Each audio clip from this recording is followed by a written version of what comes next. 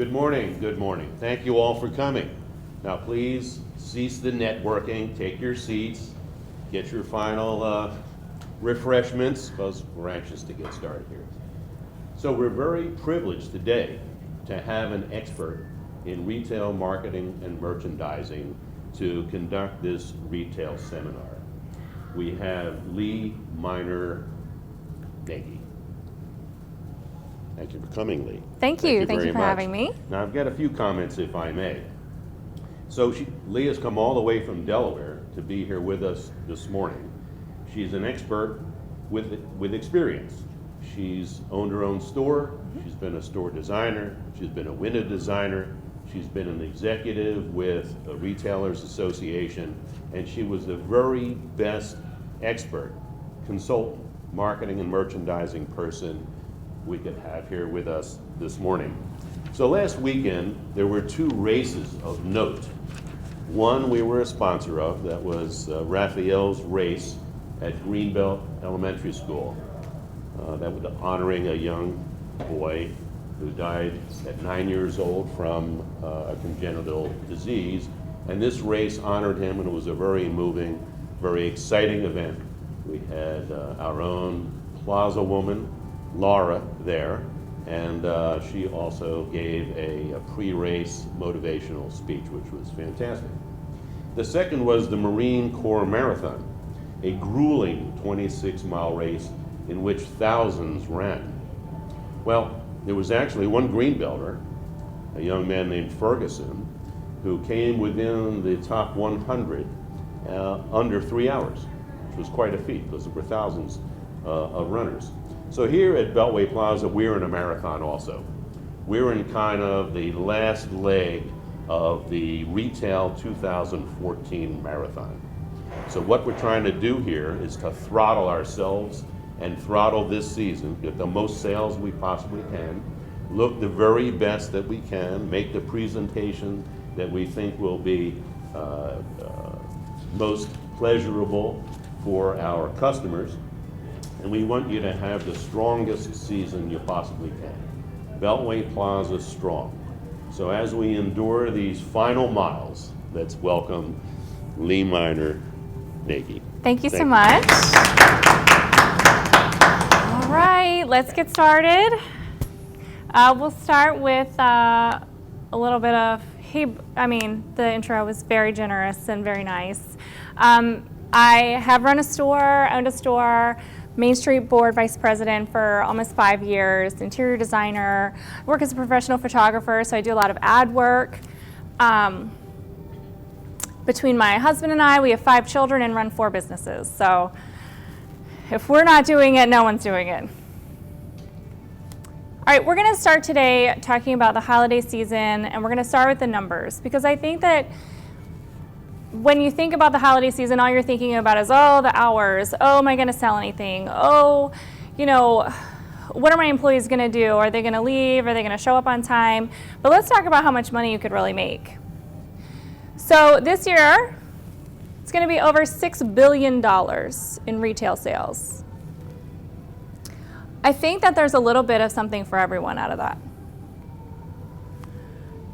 Sales are projected, the National Retail Federation is projecting that holiday retail sales are projected to increase by 4.1% this year.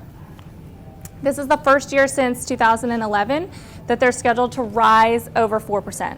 So in general, the National Retail Federation is saying, yes, things are getting better. Yes, this year is going to be better than last year. Yes, you can be excited. All right, this year, holiday sales are going to represent projected to represent 19.2% of total retail sales. Internet sales, we always have to talk about that, but they are projected to increase 8 to 11% this year. This is important because consumers are different than they were a generation ago. A generation ago, you had to close the sale. You had to sell the features to every customer and convince them to buy it. Now, your customers know, for the most part, exactly what they want, exactly how much it costs, and exactly how much they can buy it for everywhere else. So it's a little bit of a different situation. You as a retailer should be positioning yourself as an expert, somebody who can really help them find exactly what they need, and maybe they hadn't thought of some other options that you know about as the expert that they didn't know about as the professional Google searcher. Retail sales by category. This is from 2011, but you know, you kind of get the idea. So today we're going to talk about the holiday holistic approach. So I know that you guys don't have sidewalks, but you still have a storefront. So signs and sidewalks, windows, interiors and point of sale, and promotions and sales. We're going to start with Visual Merchandising 101. This is what I like to call retail feng shui. So traffic flow. How many of you have considered the way that your store is laid out and whether or not you have control over how your store is laid out, where your customers are going, what's hiding in the back left corner? Customers typically go to the right. So they need to be able to move through your store in a circular fashion, and the checkout ideally should be here to the left, if possible. But I do understand that sometimes, depending on what you're selling, you need to have complete visual control over your entire store. So there's nothing about this that is concrete, but you should know that people like to travel to the right and they like to travel in a circular motion. Something to think about. Maybe you need to move some things around. Uncluttered density. Yes, customers like choice. Yes, you want to have a store that feels full and not empty, but there is a point where you have gone too far. If it can't be neatly organized, and you have stuff sort of falling down, and there's things on the floor, and there's things shoved, and there's baskets, and there's, you know, the shelf that you grabbed from your house to put more things on, and it doesn't go with anything else, you need to really take a step back and look at your store with a fresh set of eyes and say, is this appealing? Or does this look like a hodgepodge? This is a store in Iowa called Eden. I use her examples a lot because she sells very tiny products. And sometimes when you sell tiny things, it's very easy to get out of control with the tiny things. And I think that she does a fantastic job of making it feel like there's lots of product to choose from without making you feel like all the little things are going to come off the shelf and attack you. This is another image of her store from the back side. She has a couple of tables that she uses to create that flow where you come in, you go to the right, you wrap around, and her cash register is right here.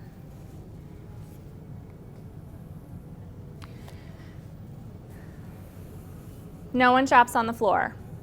So really look around your floor, because really we know because cereal manufacturers sell to kids, and they sell to all the kids right at their eye level.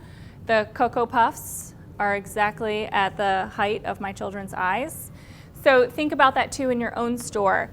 Try to keep the merchandise off the floor. So if you have too many buckets and too many barrels and too many baskets full of things on the floor, really you need to think about ways that you could get them off the floor and into the eyesight of your customer that's there, because they're not hopefully walking around like this. This is a pretty ingenious design. This girl owns a dog daycare and a boutique, and she uses the baskets, but she puts them in these racks, and I'm pretty sure she had a local guy make them for her so she can pop the baskets into the rack so it's easy to move them around. Okay, found objects. This is another way that's very inexpensive that you can use to sort of create some displays on your own. You can use, this is actually a garden store, and this is also in Iowa. She uses old stoves. She has old stoves all throughout her store. Even though it's a garden store, she uses old stoves to display all of her garden accessories and merchandise. Kind of goes with her look. It's not appropriate for everyone, but it's definitely a way she collects them for free from people off of Craigslist. So she's collecting really unique store displays and then turning them into something unique and interesting that fits with her store. Okay, in terms of decorating, you can use tree branches, jars, you can use battery operated tea light candles to create ambiance. This is extreme. No one expects you to bring the front of a car into your store, but this guy is awesome. He runs, this is actually in Delaware, he runs a surf shop in Rehoboth, and his entire store is completely made by him. So he uses cinder blocks, car parts, he makes everything from stuff that he buys at local hardware stores. All this to say, think outside the box. Think outside of the catalog of store fixtures that gets sent to you, where the one shelf might be $1,500 or $2,000. That's not necessarily the only way to do it. Old doors, this is another example I use all the time. I even have one, I don't think I included it today. I have one where a lady used doors, she refinished them and painted them nice, and then created dressing room places with curtains in her store because she didn't have anything and she couldn't afford to build it out. Old picture frames, you can, if the glass is broken or if they're just nice and you're able to pick them up, be thrifty, pop a piece of cork in and you can hang keychains, necklaces, you know, that little bit of sparkle, the stuff that's happening right at the point of sale so that it's organized and you can see it and you're encouraging your customer to pick it up and buy it instead of it being in the bottom of a bin or in a basket with a little sticky note attached to it. Sorry, went the wrong way. Okay, something sparkly. This is completely true. I know it sounds crazy. I don't care what kind of store you have. If you could have something that sparkles at the checkout, they will buy it every time. I don't know what it is, but there's something magical. This particular store had earrings. I was in a toy store just last night that had fake diamond rings for kids, and I mean, it works every single time. So just think about it. If it's keychains, if it's, you know, especially during the holidays, it could be an ornament tree, it could be anything. Lighting. If you want to sell it, you need to light it. Lighting is so important. It creates either a warm atmosphere or honestly creepy. So there's a large spectrum in between, but make sure that your windows are lit, all of your light bulbs work, and if you want a product to sell, get a light. You can buy track lighting like this at hardware stores, local hardware stores, or even the big box stores. It comes on a track, so you get the track in the box. It costs about $40, and it plugs in, so you don't need professional installation.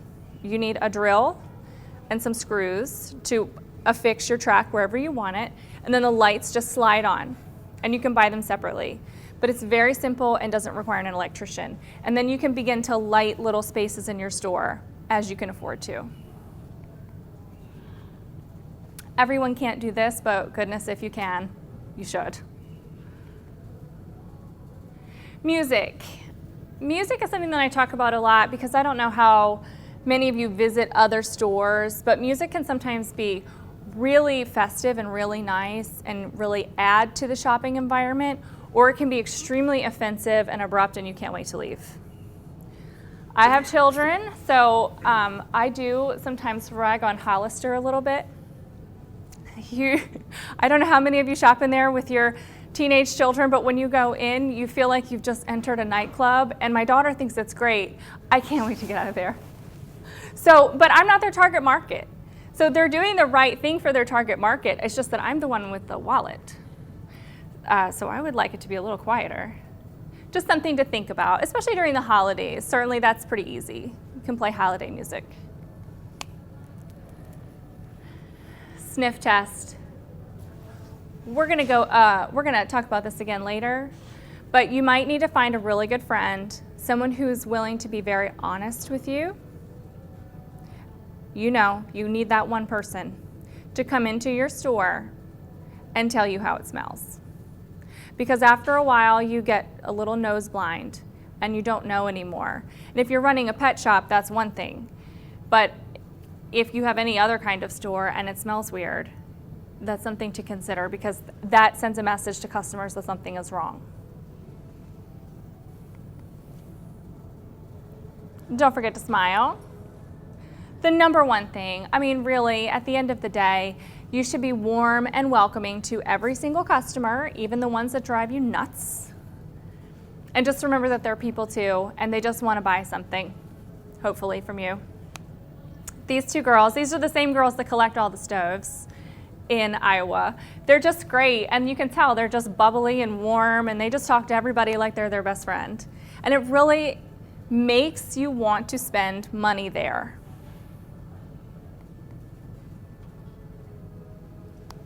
All right, signs and sidewalks.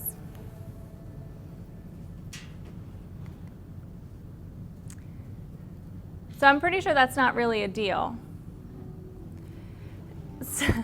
Signage is really important, and this is a signage fail.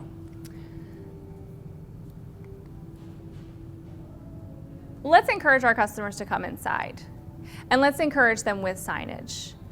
So you can order signs online pretty inexpensively that are going to professionally market what you have to sell inside. And it's really important, especially when you're competing with major brands in an environment like this, where they have thousands and thousands of dollars to spend on their signage and you have maybe 50. So it's really important to not give up and say, no, that's it, I'm just gonna write it down on a piece of paper and stick it in the window. Don't give up. Be creative. Think about different ways that you can look more professional in your advertising to encourage the shoppers that may not otherwise come into your store because they're not exactly sure what it is that's going on in there. I know that this isn't necessarily applicable inside a mall, but this is a way that you can use handwriting if you can't buy a sign. So if you're going to use handwriting, do it in a nice, neat, tidy, creative way.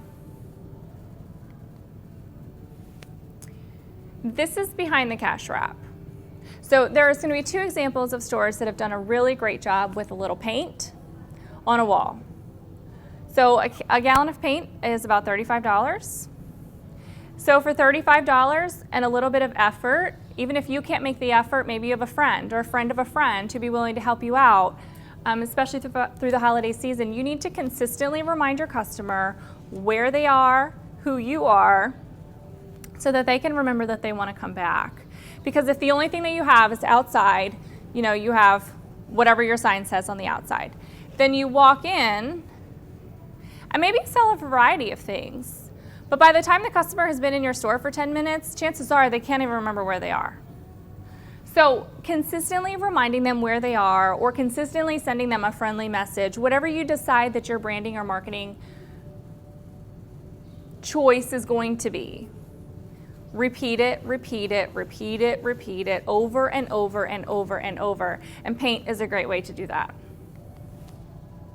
This is another one you can kind of see. So behind her cash register, she has her tagline for her store. And you know, she had a huge wall. She has these giant ceilings in an old historic building that she can't do anything with. And obviously no one can shop way up there. So she decided to use the wall space to continue her message. This is a shop in Bay St. Louis, Mississippi. Simple enough. Simple enough, but conveys the message.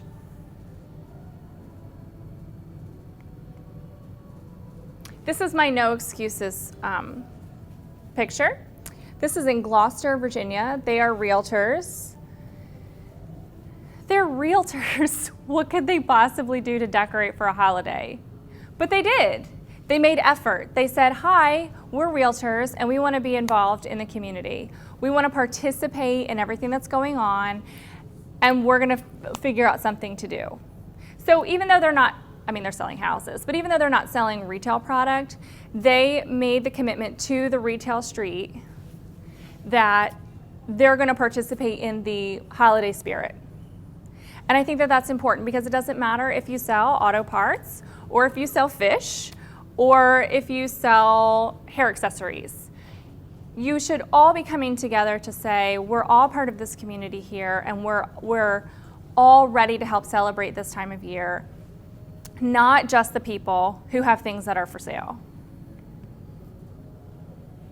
This is another situation where a store had a very strict guideline to work within. Their sign could only be like this big, and they had to figure out how they were going to make it stand out on the building. I think they did a great job considering the constraints that they had. So I try to show some solutions for some people who had very, tight boxes to work within, to kind of encourage you to get out of the fact that, oh, I can't do that because that's not, it's against the rules. Okay, we'll follow the rules, but let's see what you can do within the rules. Information, please. So even if it's just printed out signage, make sure that people know when you're open. Make sure people know when you're closed. And if you're open, you better be there. And if you're closed, it's okay if you're not. But if you still have people shopping, don't kick them out. If you have employees, make sure they're there. All right, we're going to go through a couple of slides. These were slides that I used for my store. This were some things that I used during the holiday season, just to kind of reiterate that you can definitely be competitive with major brands. You can definitely have very simple messaging, and you can get it out, whether it's with something that your marketing group is doing, or whether it's Facebook page, whether it's simply printing them out, putting them in a frame, and sitting them on your cash wrap. Really simple. Really simple. So if I ran out of something, I would put a coming soon sign so people would know, oh, it's just out for now. I mean, I ran out of stuff really fast. People would constantly buy. If something was one of a kind, I labeled it as such. Why? It creates a sense of urgency. Oh my gosh, you can only get one of those. There's not any more. You can't reorder it. No, I can't. I'm sorry. Maybe you should buy it today. If I saw something in a magazine that I happened to carry at my shop, I let everybody know. I mean, if Oprah likes it, obviously everyone likes it. If something was customizable, yeah. Did you have permission to use Oprah's signature like that? No. Okay, just wondered if that was an issue. If it was an issue, I would have just removed it. Okay. No, I didn't. We designed this ad, and honestly, I didn't print it anywhere in any major publication. It pretty much was just living in my store. So, but if I was ever going to run it as an ad, I would have considered that. If something's customizable, I let people know. So all of this is all to say information, information, information. If you have a product that comes in other colors that are easy for you to order, let people know. If you have a product that is easily reorderable, let people know. If you have something that you can't ever get again, let people know. Right, talk about windows.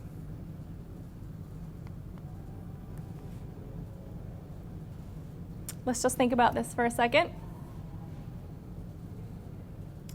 I would encourage each of you to go stand in front of your store, set your timer for 7 seconds, and stand back.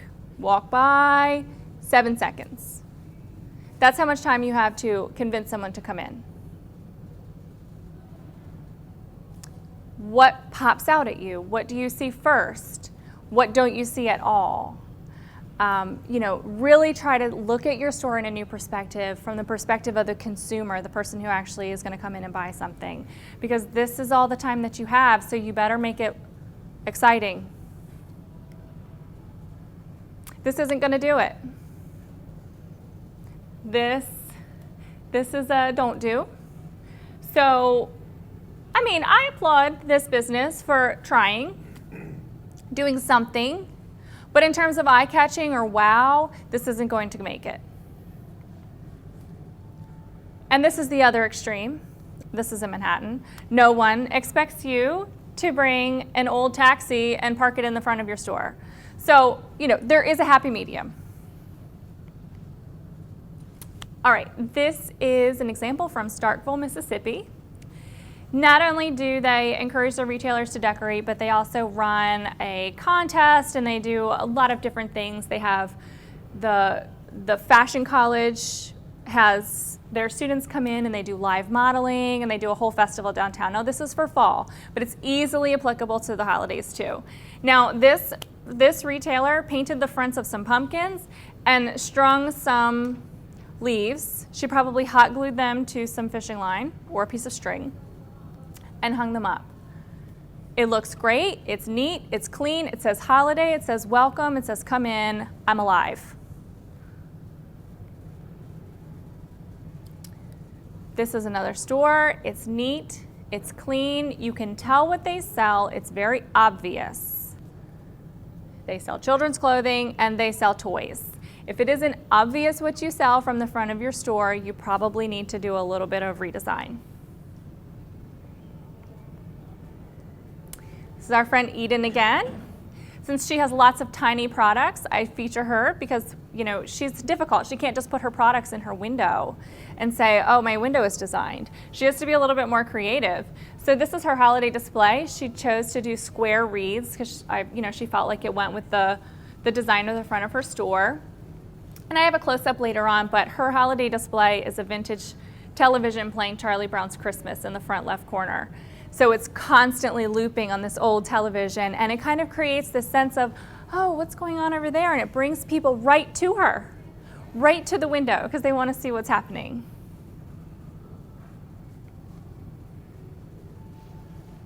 You know, this is an oldie but goodie. The train in the front window. My kids are suckers. They love a train in a front window. All right. This is an example. I'm going to show 4 pictures of this store. This is a woman running an independently owned clothing boutique on an extremely tight budget for visuals. So what she did here was she did paper, flowers, and the bottom because her store windows were actually there's some water damage and there were just some issues. There's just an old building in the front. So it needed to be sort of masked by something. So that's tissue paper. Those are 99 cents per package. 1 pack does 1 flower. She had a Christmas tree in her attic that she didn't use anymore, so she dragged that down. She threw some feather boas on it and some ornaments that she had bought 3 years ago and never sold. Put the ornaments on the tree. And then she did the same for the chandelier. So she just kept using these feather boas all around to create sort of this snowy holiday look that went with her fashion sense. This is the other side. She had a girl use chicken wire and feather boas and make her a dress. It was not for sale, but a lot of people wanted to buy it. The thing that's behind that mannequin, she got that from the coffee shop 2 doors down from 2 years before that they had made out of screen, like window screening. They stuffed it with like this thick, almost like cellophane type wrapping paper and Christmas lights. So she liked it. So she got that from them because they weren't going to use it again. So that she recycled from the guys down the street, a couple of branches, put a light on and wrapped some empty shipping boxes in silver paper. Needless to say, she did all of this on a shoestring budget to really try and make her storefront say wow for the holidays. I think she did a good job considering what she was working with. This is her 4th of July window. So down in the front, again, she bought party hats, these 4th of July party hats from the dollar store. Where are we? Oh, so then she's got the hats on the mannequins and she did little like pageant sashes. And then she wrapped some more boxes and even reused one from Christmas. Put all the mannequins in red, white, and blue, put up more hats, a couple of things. So it was just enough to say, holiday, 4th of July, we're having a sale, come in, but she didn't break the bank. She did not spend more than $100 either year. So the key to using inexpensive materials is to buy lots of it and just repeat it and repeat it and repeat it and repeat it and repeat it.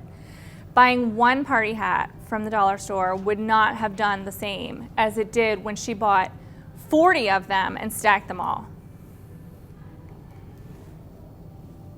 These are styrofoam balls that they rolled in glitter and hung with ribbon in the window. So they made massive Christmas ornament balls all by themselves out of styrofoam and glitter and glue. Paper doilies. You can still buy these. In fact, you can buy them in the cake decorating section of most large discount store. And they still have them, and you can hang them, and oh look, they look like snowflakes. Or you can make, you can sit around and make your own, but if you're not crafty, you can go buy them in the cake decorating department. That would be marshmallows. I love this, I think this is great. This took a lot of work, but it wasn't very expensive. It looks fantastic. Now this is a little bit more effort. They made a marshmallow igloo. But again, we're talking about inexpensive materials used in mass quantity.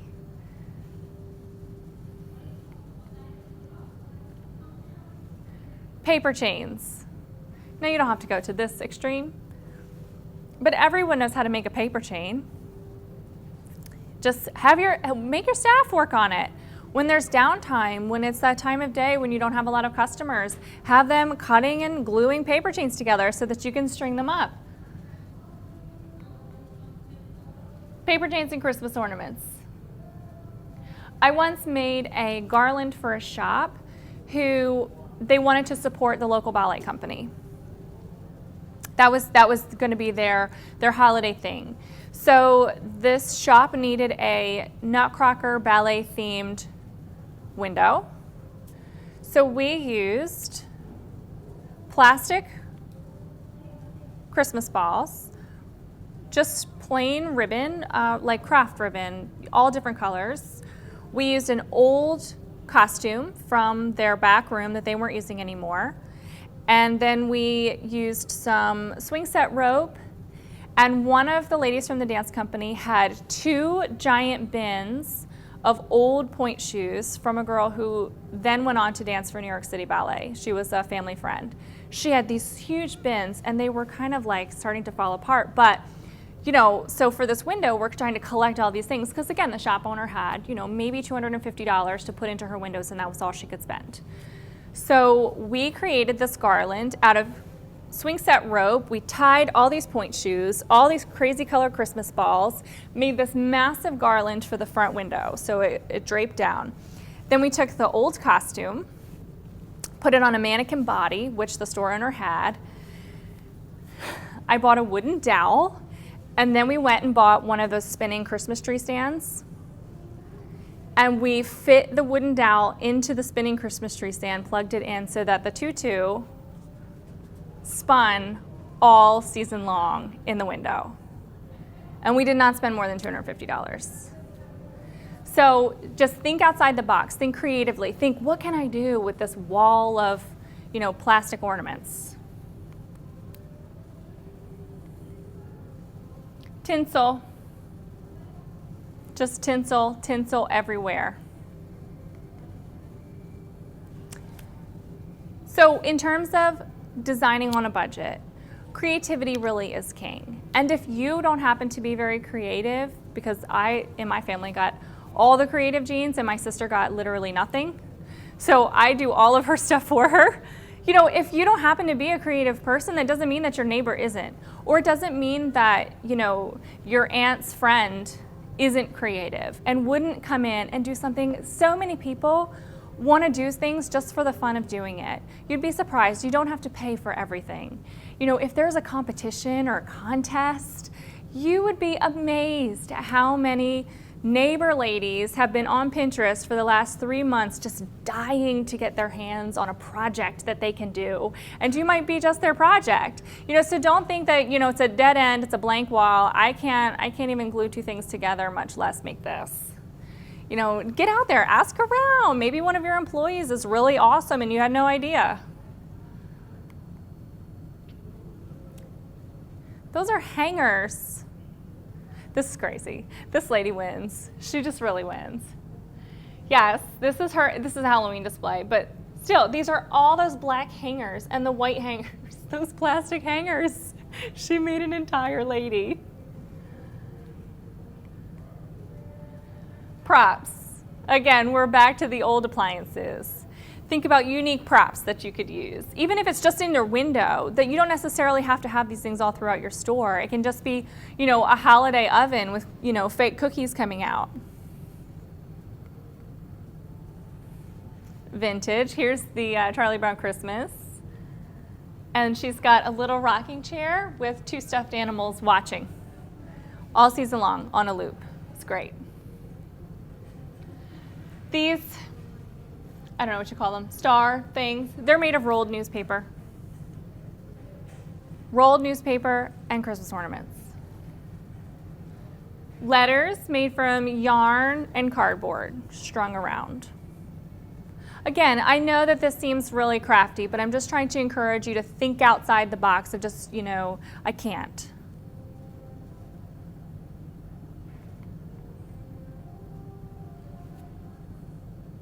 All right, we're going to move on to interiors and point of sale. Is everybody doing okay? All right.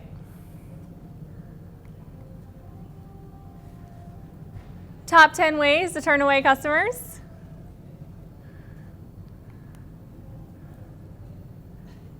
Dirty bathroom.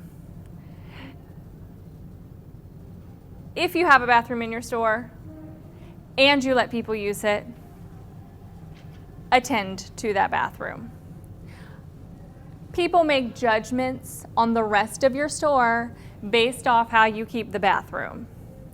And it doesn't have to be gorgeous, brand new, sparkling, shiny, but it does need to be a basic level clean. There does need to be toilet paper, there does need to be soap, and somewhere for them to dry their hands. Basic level clean. You should probably not have to move the brooms out of the way for them to use it.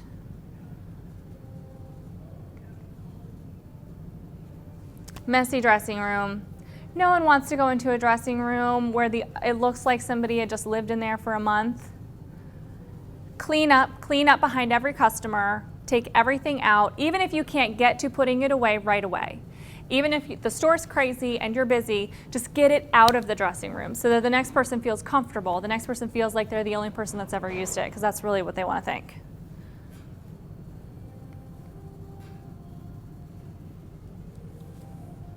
Just keep it at a reasonable volume.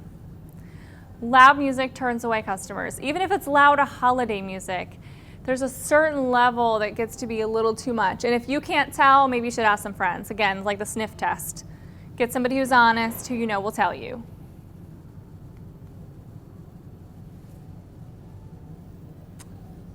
Let's try to avoid these at all costs, unless you're a professional calligrapher. Even if it's as simple as typing it in and printing it at home, or heading to the library after work, or something, just try at all costs to avoid handwritten signs, because you end up looking like this. This is in downtown Des Moines. They had more than this all over the storefront. And I mean, they did it one time, maybe 30 or 40 years ago, attempt to have professional signage done, but they could probably use an update. Stained floors and ceilings. Accidents happen, things happen. There are water leaks, kids spill. I mean, I spill, gosh. Things happen, but try to get it clean. Try to clean it up, because if there's an accident over there and an accident over here, and then there's a water leak up there, and then there's more you're not sure what stuck to the carpet over there, it's after a while it starts to give a feeling that your store is run down, that you don't take care of it, then maybe you don't take care of your merchandise, maybe you're not, everybody's looking around. That's not fair, there's no one here. Maybe you're not a reputable retailer. Just try to keep your stuff nice and clean and get those stains scrubbed as soon as you can. Burned out light bulbs. Again, it sends the message that you're not paying attention. It sends the message that you don't care. You don't care. Why should they care? Why should they come to you as an expert? You can't even change your light bulbs. It creates an environment of decay, and that's not a positive environment for consumers. Just gonna say it one more time. Phone a friend, have them smell. How many of you have been in a store where you thought, oh, I don't know if I can do this. And it's not always a bad odor. There is a store, I will not name it, it is a chain. Their store has such a pungent odor that it leaks into the shops on either side of it. You can never get rid of the smell. I don't care what you buy there. It smells like the store. And it's like a holiday, Christmassy kind of place. And the smell is candly, I guess. I don't know how else to describe it. So it's not like a foul smell, but it is so overwhelming that it leaks through. And to me, that's inappropriate also. Crowded aisles. If two shoppers cannot fit comfortably in your aisle, you need to rethink what's going on. Because it creates that claustrophobic, I gotta get out of here feeling. And people can't see, they can't step back, they can't, then they have to stand there and wait for the other person who's investigating something because there's no room. They have to stand there. How long are they gonna stand there and wait for somebody to be done making their decision before they just turn around and walk out? Remember the 7 seconds for your window? That's probably generous in this situation. This is real. This is a real store with a real child. Watching TV amongst the fabric. This photo. So this is a no. This would be what not to do. Messy checkout. This one isn't all that messy. I don't typically take pictures of people's messes. So when I start to think about like fail photos, I don't have a lot to choose from. This actually isn't that messy, and it's a convenience store. But we've all been in a store where you walk up to the checkout and somebody's lunch is there with like crumbs spilled out, and you can see their shopping list for the grocery store later is there. Maybe their checkbook is thrown over here, and there's a stack of papers, business cards, even further down, and you're sort of like shuffling with your item, trying to figure out where you're supposed to lay it down in what seems like very personal space.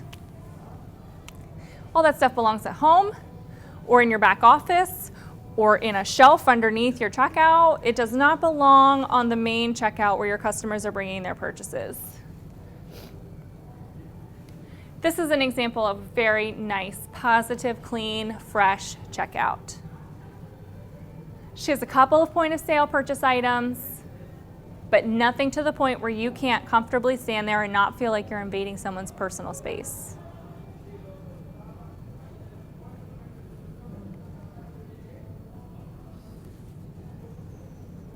Just go look, check your windows. I guarantee you there are dead flies. I don't know why all the flies go to the window to die. They don't die anywhere else but in the window.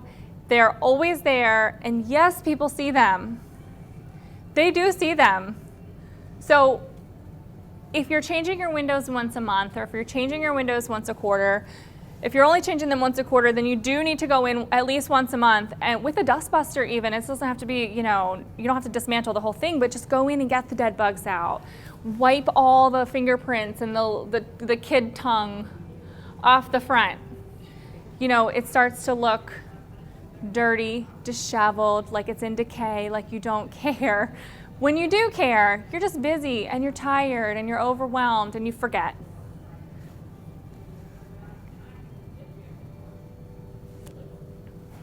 All right, we're going to talk about the upsell at the cash wrap. So every customer has to come someplace to pay.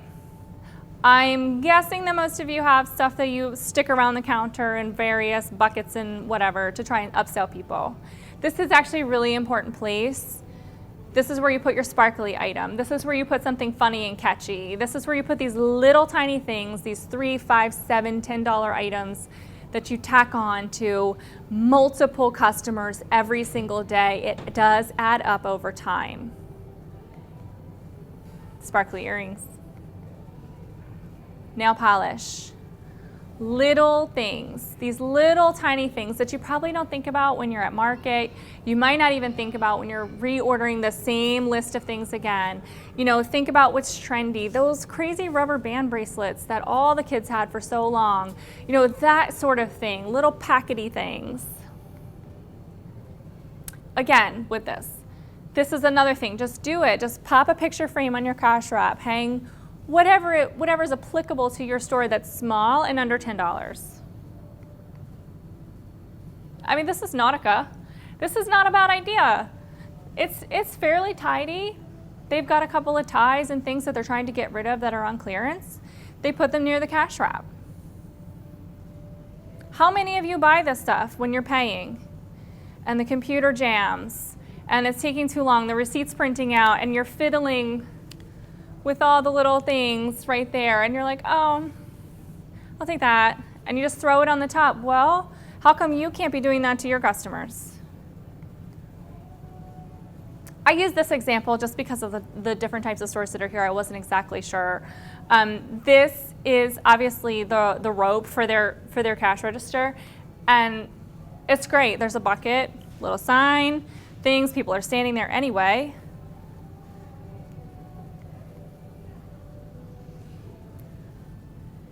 This, I thought, was very tidy and very organized for a store that's using slat wall to do their merchandising.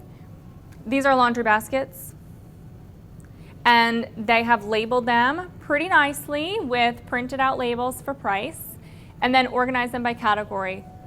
So that's a pretty decent way of, if you need to put more stuff near your cash wrap because your store is small and you have a lot of merchandise, this is a pretty decent way of organizing it, pretty inexpensive if you're using slat wall. But now don't hang these up on the wall, because if you're hanging them up on the wall, then, you know, the eye level, it changes things and people aren't gonna, you know, reach in the basket. So this is only appropriate at that counter. Right, promotions. If you're having holiday specials and holiday sales, use every single possible opportunity you can and have access to and can afford to promote those sales. Yesterday, November 1st, is the official tracked begin of the holiday season. So I expect every single one of you to leave here, go back to your store and start decorating and making all of your promotion flyers if you haven't done it already. Whether it's your social media, if you do social media, if it's your direct mail, if that's what you do, if it's a flyer that's coordinated within the mall, then do that. You know, every single opportunity you have, you need to let customers know, because they're looking, especially this time of year, they're looking to see who has what for what. This is one of my personal holiday promotions.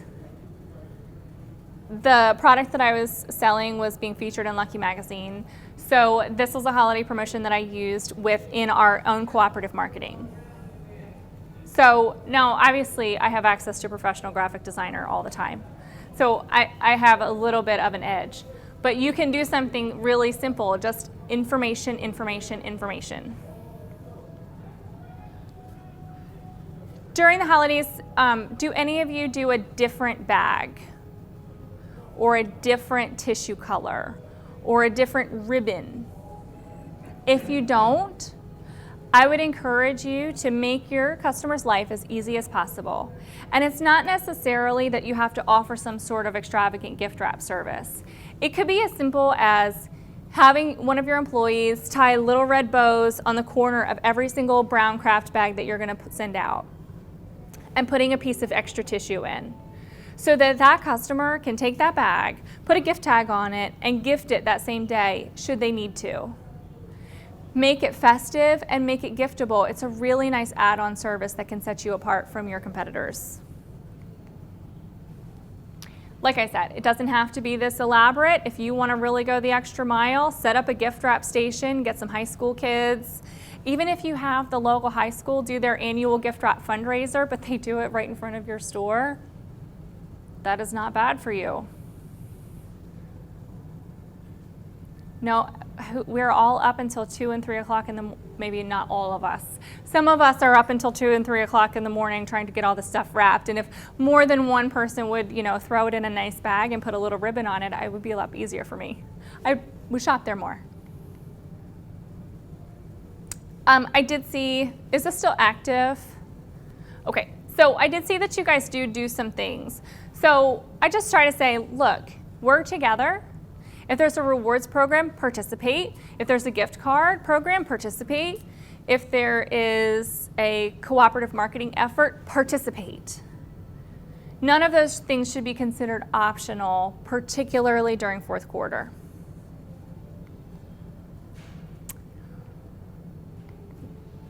This is actually in my town. So many towns do this. And a town is the same as, a community of retailers in a mall. It's the same thing. It's just retailers getting together trying to make a difference. So they had an issue with hours. Nobody wanted to stay open late. You guys don't really have that issue. But the point is that they worked together. They created a nice promotional piece that was passed out all over town. It was run in local newspapers. It was run in our local magazine. And it worked out really well. And communities, we design these things for people all over the place. And they're all different. They all want to do something different. But the point is, everybody's working together for an effort to get customers into the stores, because a customer in your store means a customer maybe in your store and maybe 2 customers in your store. It's not all me, me, me, me, me. If everybody can't work together, then you're not able to put those dollars. If you have $100 and you have $200, by the time before you know it, you've got $1,500, and you can buy a pretty decent amount of ad space for $1,500. But maybe you alone can't afford $1,500 by yourself. Just something to think about. Just work together. This is from Starkville, Mississippi. Their manager there, Jen Gregory, is great. She comes up with the best things. They decided to do a QR code, and this is kind of techie, but they used QR codes on the backs of these tags, and it was like a game. Customers had to go around and scan these tags to find out what their discount was going to be. So it was 10, 15, or 20%, and then they could use them at the store of their choice. So everyone did have to work together and agree to honor those discounts on single items when they came in. But the community manager marketed this community-wide. So customers were going all around so excited for these discount tags, just finding them to see, if they were going to get the 15 or if they were going to get the 30, So it worked great, and they've done it every year since.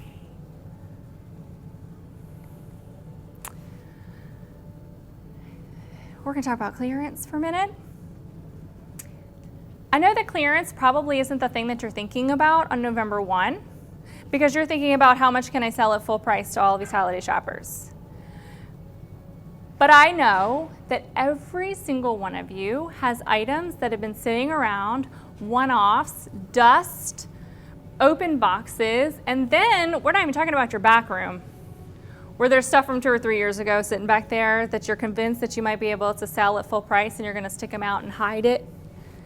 Yeah, people are smarter than that. I would like to encourage you that the money is spent. You've already bought the item. The money is gone. Let's move it out of your store, clear out the old. Customers can tell, they can feel that old merchandise they know. They know if they've been there more than once, they've seen it more than once. Yeah, I do that. Like, I go through my products, and my employee, we do it like every few months to see the expiration date on it. Perfect. And it's like in January 15th, like I told her from like it was summertime, I said, Yes. this thing is expiring. Yes. This year, pull it half off. That's right. Just so I can get my money back. That's right. You just get We even. have like a special shelf. Exactly. It's actually right by the register. Exactly. So, Exactly, and you just move it out and don't let it linger. But a lot of retailers, I can't say that I've never done it myself. You get kind of attached to this stuff and you paid all this money for it and you sold all the others at full price. Why can't I sell this one at full price? It just doesn't work that way. You need to just become detached and get that cash flow moving. Get it out of your store. And I'm just going to say this, a lot of people wait till January to put that stuff on sale. I would encourage you to move that stuff now because you're never going to have more foot traffic than you have for the next 60 days. So if you have old merchandise and you want to get rid of it, make yourself a table, make yourself a shelf, and mark it down and get it out.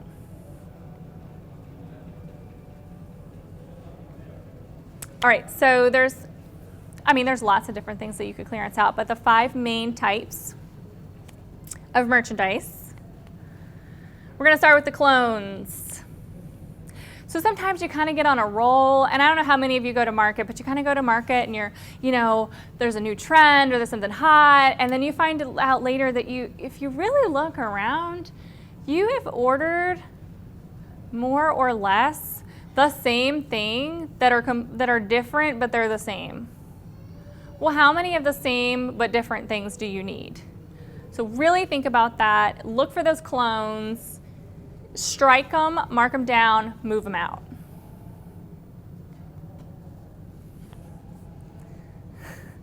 The orphans.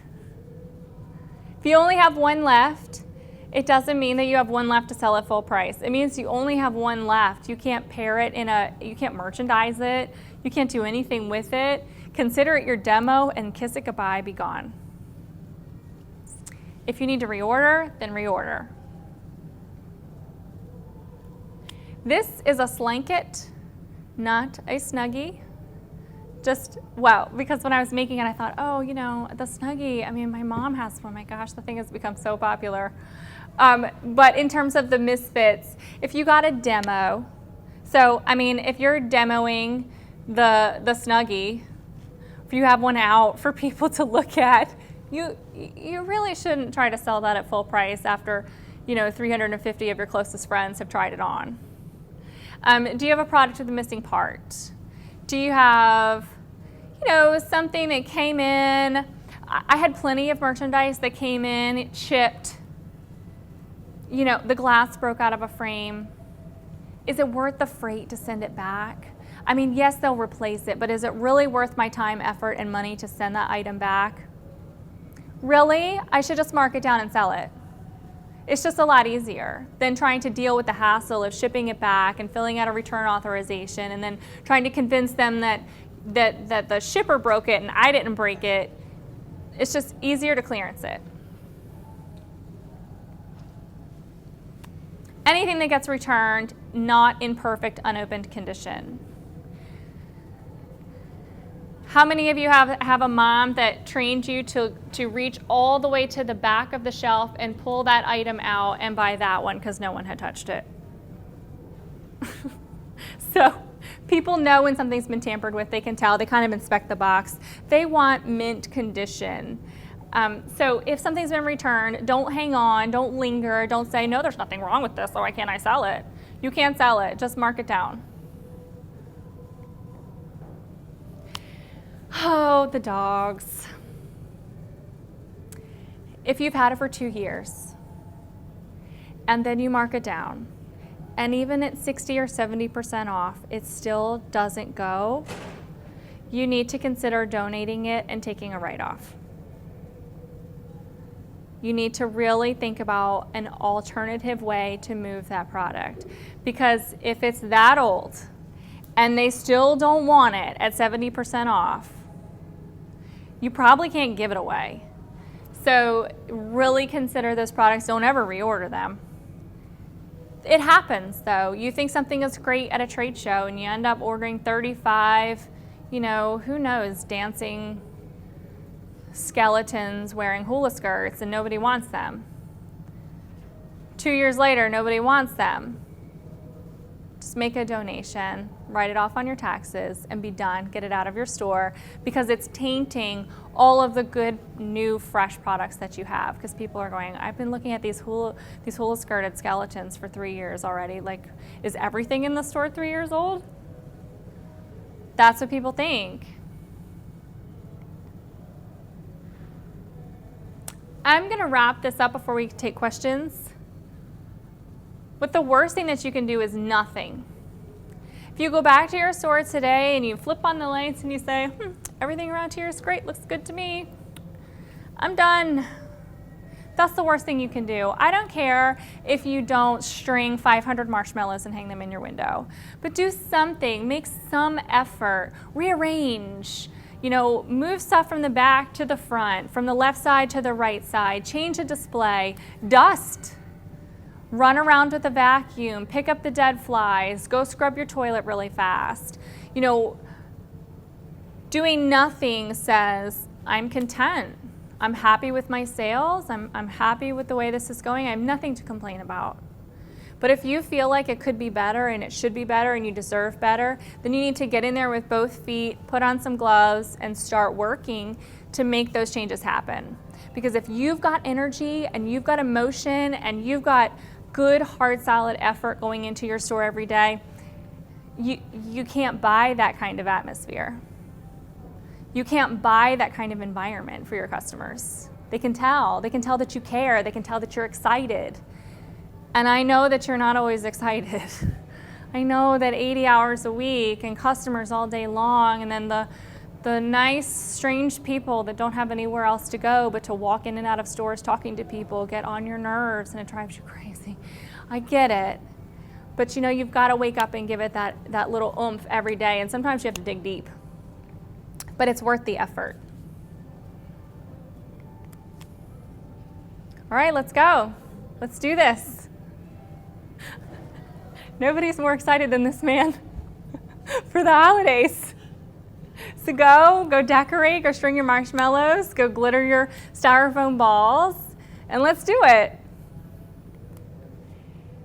You will be able to download a PDF version of this entire presentation, and I will also be providing a PDF download of the entire presentation to John for distribution later. If any of you want to re-reference the do and don't photos. Thank you, everyone, and I am definitely ready for questions, if there are any. Thank you, Leigh. Thank you so much. I'm not going to be well. No, fine. But I would